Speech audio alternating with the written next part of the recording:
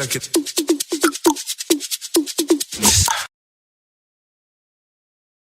Thanks for clicking on the video.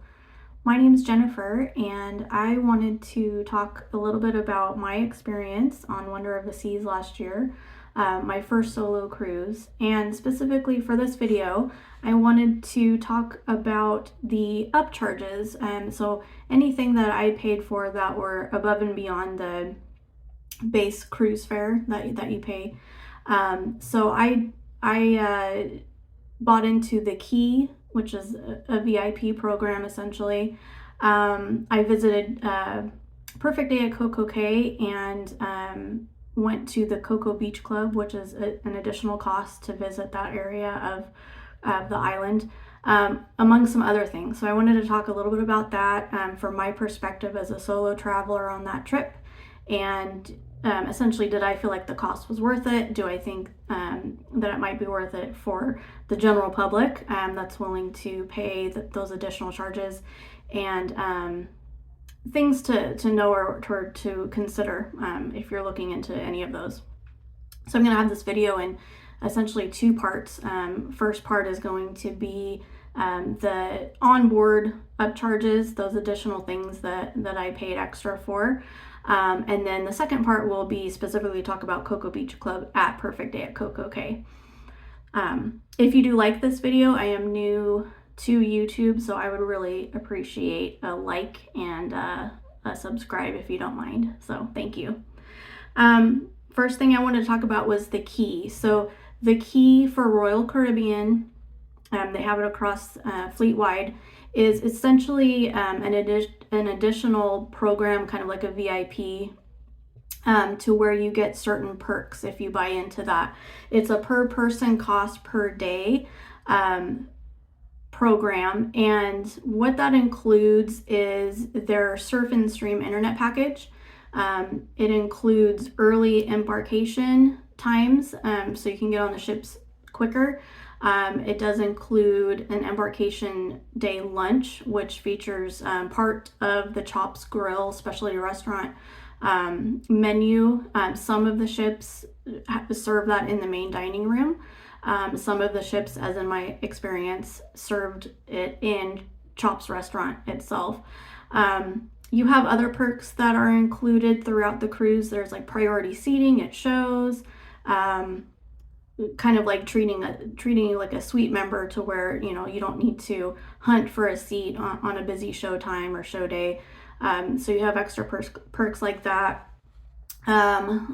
During port days, a lot of the time they'll have like a select hour or two where you can do the onboard activities like flow ride or rock climbing wall, zip line, things like that, to where it's a reserved time specifically for the thekey members. And then if you have any ports where you tender in versus docking, you do have priority tender ability there through the thekey program as well. And then I believe at the end you also have a breakfast in the morning for disembarkation. So is the thekey worth it? What was my experience? I'll talk a little bit about that. So the thekey, as I mentioned, is per person per day charge, and so you can't really buy into that partially at all.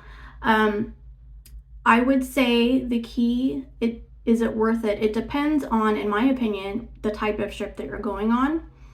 It depends on probably the amount of people that are going to be in your stateroom and who's actually going to be using or wanting the surf and stream internet.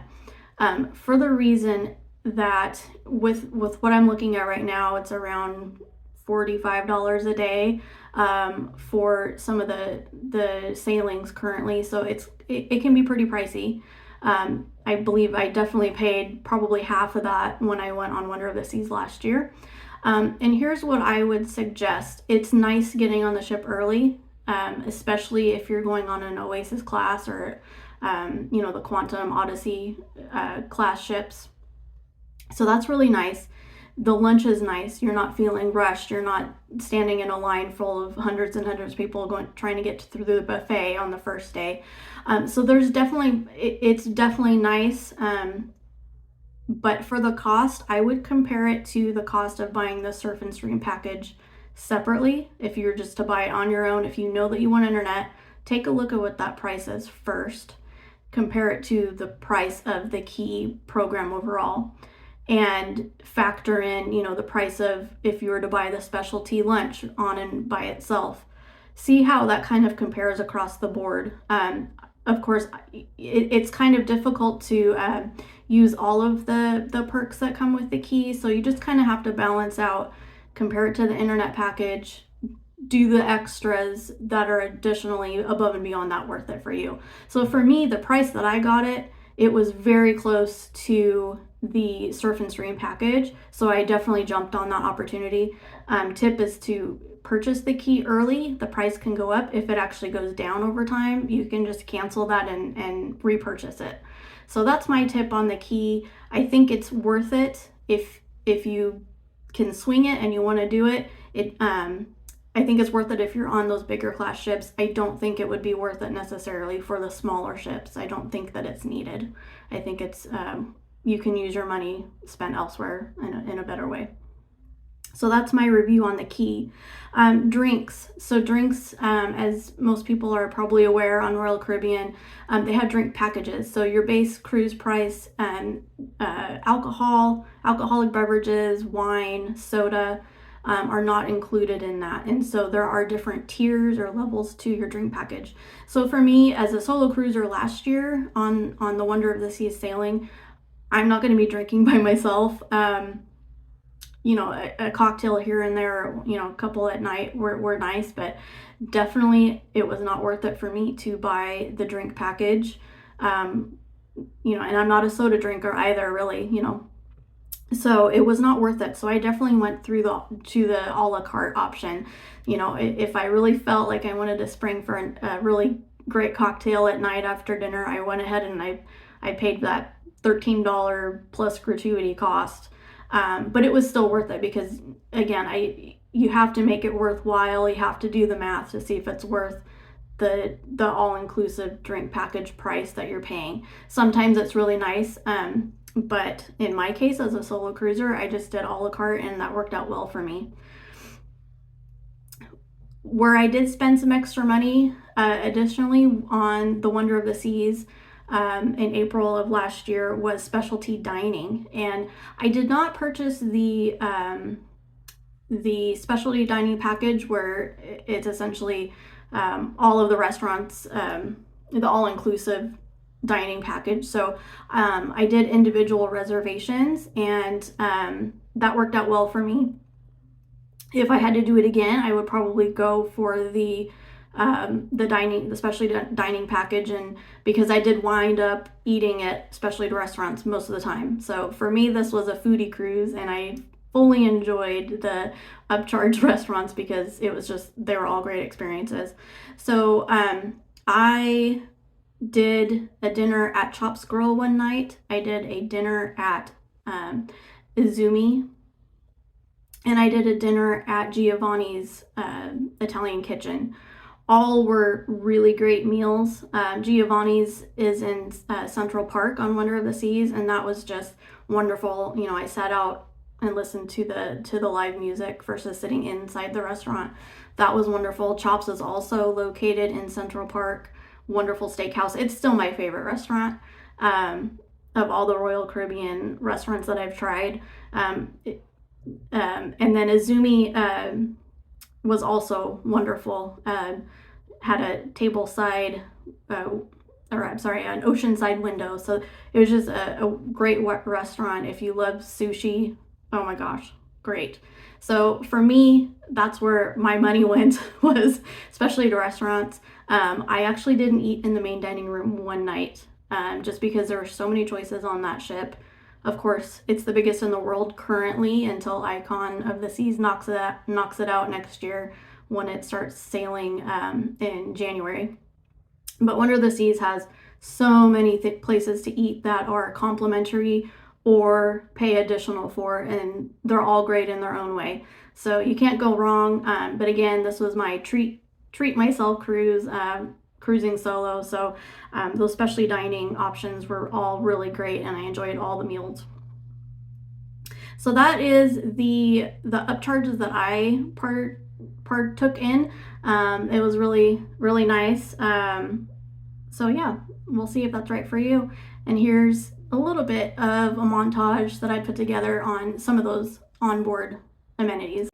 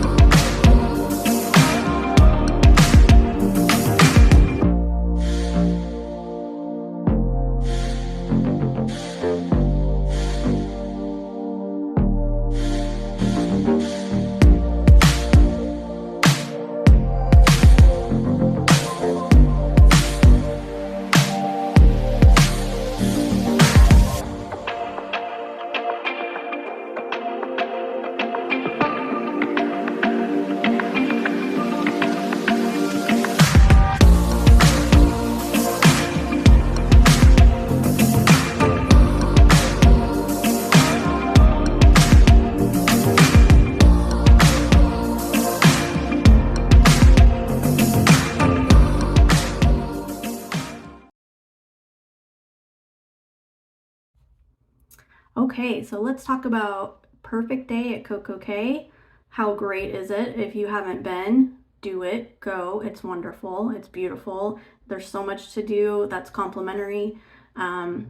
It's just a fun spot. Royal Caribbean did a great job building that out, and they're continuing to build that out. I'm looking forward to going back when they have the adults only section on the island, and just it's such a fun time. So I wanted to talk about my experience going to the CocoBeach Club.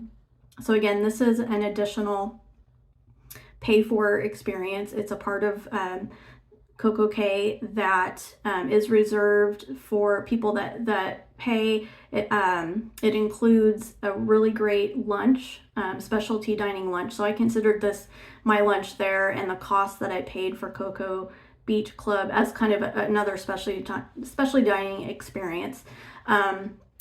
There's a swim up bar. There's reserved lounge chairs with umbrellas with bar service where they come around and take your drink order. They offer some breakfast items, just some continental breakfast items if you get there early, coffee, ice water, things like that. They do have reserved bathrooms in that area, and then just again, a wonderful lunch that's included. This is also part of CocoCay where the overwater cabanas are that you and your family can reserve. That was quite a bit out of my price range, but at the time that I booked my pass for the CocoBeach Club section, I got a really pretty good deal. I got $88 for the day pass. And since then, I've seen that the price has doubled, depending on what sailing that you're looking at. Again, just everything's in high demand, which I think is great. Post-COVID, everybody wants to go and have a good time. So I understand that. I'm glad I got it for the price that I did, and I got to experience it. So the lunch, as soon as you go in and you're greeted into that part of the beach club, you need to reserve a lunchtime. And so that was the first thing that I did when I walked in, was I reserved my lunchtime. And then you're free to set up shop. There are some beach beds right by the beautiful infinity style pool that overlooks the ocean. There's beach beds that are first come, first serve, but again, just a lot of really good beach chairs, loungers, different kinds of seating that are there. So I just really enjoyed my time first thing in the morning once I got there. The lunch itself, you can have a lobster plus some other things. So essentially, if you order an appetizer, they're going to bring you all the appetizers. That's kind of how it goes. It was all very good. I had the lobster. The rum cake at the end was wonderful. So again, the lunch I considered a specialty treat myself thing. So it was great. I spent some time in my lounger, got a couple drinks as the bar service came by, splashed around in the water. That they offer complimentary floating beach mats as well, and just had a nice time. I actually didn't spend the whole day there though. I come after lunchtime and relaxing a little bit more. Really, I had only taken up a few hours of that day that I was there on Perfect Day. So I headed out to see other parts of the island, see what everybody else was doing. So for me, it's not an all day thing. I'm glad I did it, $88. I'm glad I did it to say that I did it and, got some nice quiet time in, because, there weren't, I probably saw maybe 2 kids in that part of the area. So it was a nice quiet time. For me, it wasn't worth spending the whole day there. So after lunch and I packed up, I headed out to explore the other parts of the island and went to the Oasis Lagoon, which was huge, giant, fun party zone. Oh my gosh, it was so great. I felt a little bit weird because I was by myself, but man, that giant swim up bar in the pool, it's amazing. It's a great time. I had fun people watching there. Hard to find a seat. Everybody seems to gravitate there. So if you visit Perfect Day at CocoCay and you want to hang out by the pool, the party zone, get there early and grab your chair because it's going to be hard to find. And then again, I just, explored some other parts of the beaches where you can snorkel, a lot of families, things like that. So Coco Beach Club, it was great. Would I do it again? Probably not. I don't know. Probably not. Unless, I have just a lot of extra money laying around. But I'm really excited to see what they do with Perfect Day at CocoCay, visit the not the all-inclusive, the adults-only section of the island. I'm excited to see how that turns out, and I'll be visiting again, planning on 2024. So hopefully that helps you kind of decide if it's right for you, and I'll share a little bit of my time there as well. Thanks for watching, and hope to see you on the next video.